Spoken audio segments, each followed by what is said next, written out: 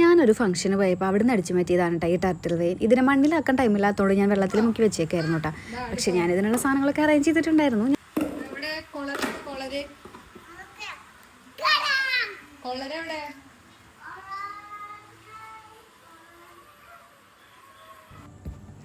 ഋതുവിനാണെങ്കിൽ ഇത് കയ്യിൽ കിട്ടിയപ്പോൾ കുരങ്ങൻ്റെ കയ്യിൽ പൂമാല കിട്ടിയ അവസ്ഥയായിരുന്നു കേട്ടോ. എടുക്കുന്നു, ഇടുന്നു, തലയിൽ വയ്ക്കുന്നു, തൊപ്പിയായിട്ട് കൊണ്ടു നടക്കുന്നു, അങ്ങനെ എന്തൊക്കെയോ ചെയ്തുകൊണ്ടിരിക്കുന്നുണ്ടായിരുന്നു.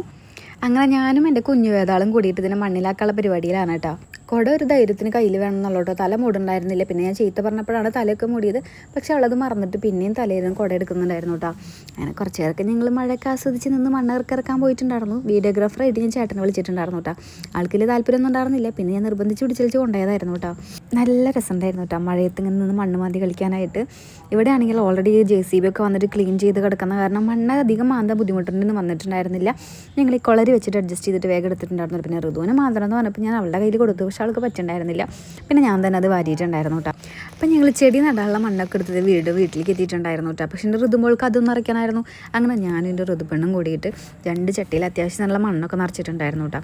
എന്നെ ഒന്ന് മണ്ണിലാക്കുമോ നോക്കിയിട്ട് ഇരിക്കുന്നുണ്ടായിരുന്നു കേട്ടോ ഈ ചെടി. ഞാൻ ഈ പോണത് ആ 2ാമത്തെ പോട്ടിലേക്കുള്ള ചെടി പറിക്കാനാണ് കേട്ടോ. നമ്മുടെ ഇതിൻ്റെ മുറ്റത്തുണ്ടായിരുന്നു തന്നെയായിരുന്നു.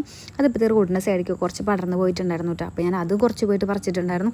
അങ്ങനെ ഒന്നതിലും നടാനുള്ള പ്ലാനിലായിരുന്നു കേട്ടോ ഞാൻ. ഇത് എത്ര ദിവസം ഞാൻ അതുപോലെ കെയർ ചെയ്യുമെന്ന് എനിക്ക് അറിയില്ലായിരുന്നില്ല കേട്ടോ. എൻ്റെ അമ്മമ്മ എന്നോട് പറയാറുണ്ടായിരുന്നു, പണിക്കരി മണ്ണിലാക്കിയ പോലെ തന്നെ ഇത് വെറുതെ മണ്ണിലാക്കി വെച്ചാൽ പോലെ അതിനിടയ്ക്കൊന്ന് ശുശ്രൂഷിക്കണം എന്നൊക്കെ പറയാറുണ്ടായിരുന്നു കേട്ടോ. അറിയില്ല എന്താവോ എന്തോ.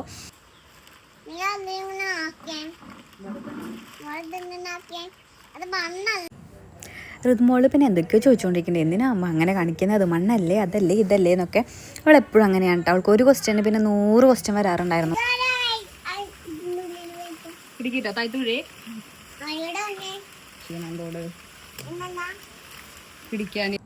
അപ്പോൾ എൻ്റെ സെക്ഷൻ കഴിഞ്ഞപ്പോൾ ഈ ചെയർ കൊടുത്തിട്ട് ചേട്ടനെ ഞാൻ മേലെ കയറ്റിയിട്ടുണ്ട് കേട്ടോ. അപ്പോൾ ആൾ തന്നെ അത് ഹാങ് ചെയ്യാന്ന് പറഞ്ഞിട്ടുണ്ടായിരുന്നു. മാത്രമല്ല അതിൻ്റെ ഹുക്ക് ചെറിയൊരു സൈസിൽ ഡിഫറൻസ് ഉണ്ടായിരുന്നു. അപ്പോൾ അതിൻ്റെ പ്ലെയർ എന്തൊക്കെയോ വെച്ച് സെറ്റ് ചെയ്ത് തന്നിട്ടുണ്ടായിരുന്നു. അങ്ങനെ ഞങ്ങളുടെ ഒരെണ്ണം മേലെ തൂങ്ങി കിടക്കുന്നുണ്ട്, രസമല്ലേ. അത് കഴിഞ്ഞപ്പോൾ നമ്മുടെ 2ാമത്തെ സാധനത്തിന് ഇതേ ഹുക്ക് ചെയ്യാനായിട്ട് പോയിട്ടുണ്ട്. ആ ചെയർ ഇട്ടിട്ട് ഞാൻ എൻ്റെ ചെയറൊക്കെ പിടിച്ചു കൊടുത്തിട്ടുണ്ടായിരുന്നു കേട്ടോ.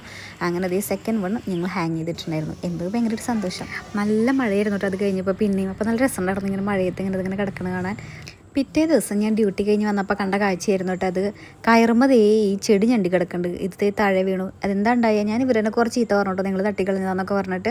പക്ഷെ സംഭവം അതായിരുന്നില്ല. അതിൻ്റെ താഴത്തെ ഹുക്ക് വരുന്നുണ്ടല്ലോ, അത് ലൂസായതായിരുന്നു. അതൊന്ന് ടൈറ്റ് ചെയ്യാനുണ്ടായിരുന്നു. എൻ്റെ എത്ര സമയത്തെ എഫേർട്ടാണെന്ന് അറിയാം താഴെ കിടക്കുന്നത്. എനിക്ക് നല്ല വിഷമമായിട്ടുണ്ട്. നമ്മുടെ 2ാമത്തെ സേഫാണ് കേട്ടോ. അപ്പോൾ നമ്മുടെ ഇന്നത്തെ വീഡിയോ എത്ര ഉള്ളൂ.